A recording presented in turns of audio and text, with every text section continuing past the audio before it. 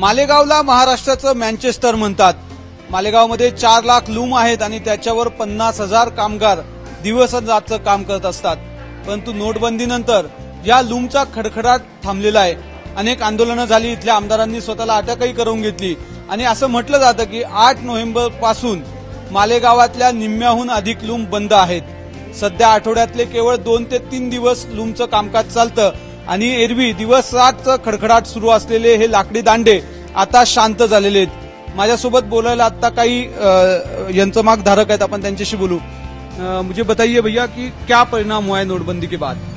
जब से नोटबंदी 8 नवंबर से हुई है तो हमारा मालेगांव शहर खास तौर से पावर लूम की जितनी सनत है वो बहुत ही खराब पोजीशन में आ गई है और ऐसी पोजीशन है कि आज हमारे कारोबार बंद हो चुके हैं।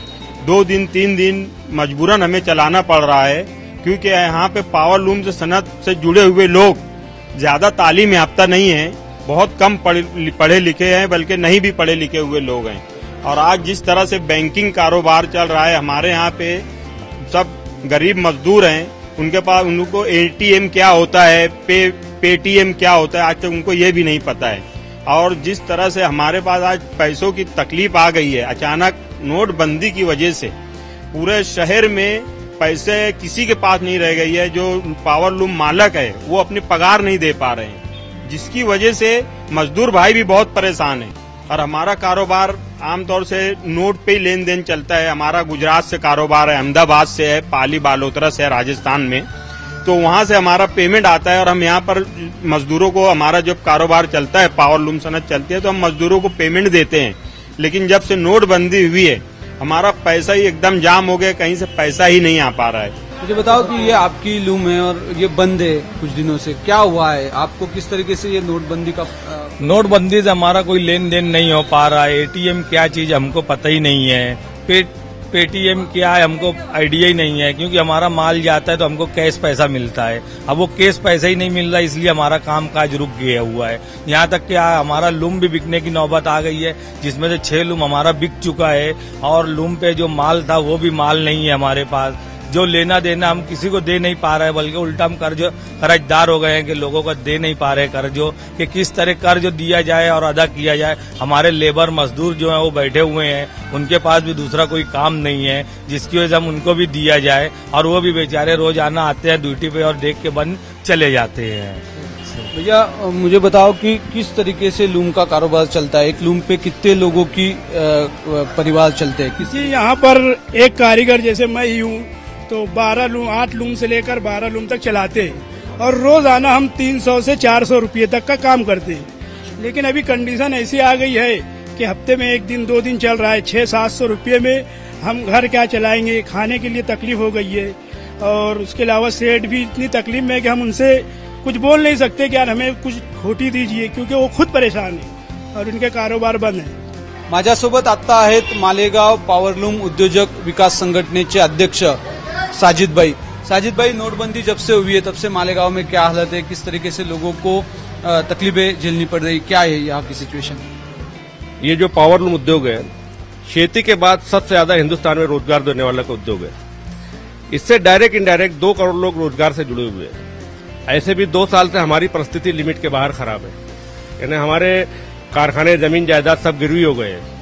अभी कुछ ऐसी उम्मीद बंधी थी, बारिश बहुत अच्छी हुई है, फसल अच्छी होगी, हमारा धंधा चलेगा, हम कर्जे से बाहर आएंगे। ये कैशलेस इकोनॉमी का जो कॉन्सेप्ट अभी आया, इसकी वजह से कितना देश का फायदा होगा ये तो हमें नहीं मालूम, लेकिन हमारा उद्योग कंप्लीट तौर से खत्म हो चुका है। जी, आज यहाँ पे परिस्थिति ये है कि हमारे मजदूरों को और हमको खाने पीने के वादे हो गए हैं।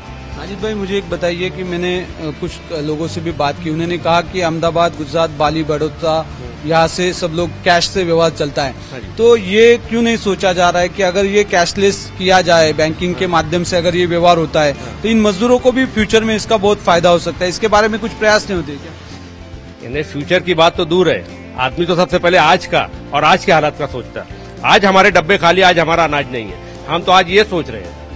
कल का फायदा जो होने वाला है, जो हमारी समझ से बाहर है कि हिंदुस्तान के 80% लोग ये अनसुशिक्षित है, ये छोटे धंधे वाले हैं, इनका कैसे चलेगा? आप तो खाली सोच रहे हो कॉर्पोरेट सेक्टर का, लेकिन कम से कम इनको सरकार का सोचना चाहिए कि आज देश का कितना बड़ा नुकसान है, ये सनत कितना बड़ा रेवेन्यू देती है सरकार को, ये पूरा ठप पड़ा हुआ है, हम लोग बर्बाद हो चुके हैं। साजिद भाई मुझे बताइए, मैं फिर से वही बात दोहराना चाहता हूँ कि एक तरफ गवर्नमेंट बोल रहा है कि जैसे बैंकिंग बढ़ेगा, लोगों को अवेयरनेस बढ़ेगा, तो उनको फ्यूचर में इसका फायदा होगा। तो ये लगता नहीं है क्या कि इतनी बड़ी सेक्टर है, इतना बड़ा टेक्सटाइल इंडस्ट्री यहाँ पर खड़ा हो सकता था, वो तो कुछ हुआ नहीं। लोगों को आज भी हम लोग इसमें फक्र मान रहे कि लोग अभी भी यहाँ ज्यादा पढ़े लिखे नहीं है या बैंकिंग ज्यादा नहीं है। आज भी इसी चीज को 60 साल के बाद भी हम लोग बोल रहे हैं। किसी भी बदलाव के लिए एक जनरेशन लगता है, कंप्लीट जनरेशन किसी भी चेंजेस के लिए लगता है। आज ये जो एकदम सडनली ये जो किया गया है, तो कितना पब्लिक इसको एक्सेप्ट कर पाएगी, कितना वो लोग इसमें अपने आप को ढाल पाएंगे, ये मेरी समझ से बाहेर है। आपण बघू शकतोय, खरं तर मालेगावच्या लूम कामगारांची व्यथा ही अशी आहे की त्यांना भविष्याची चिंता नाही, परंतु त्यांचा आजचा दिवस कसा जाईल याच्याच ते चिंतेत असतात आणि त्याच्यामुळे नोटबंदीनंतर भविष्यात देशाला काय फायदा होईल हे आज जरी त्यांना सांगता येत नसलं तरी त्यांचा आज मात्र या नोटबंदीमुळे खराब झालाय असं त्यांचं म्हणणं आहे।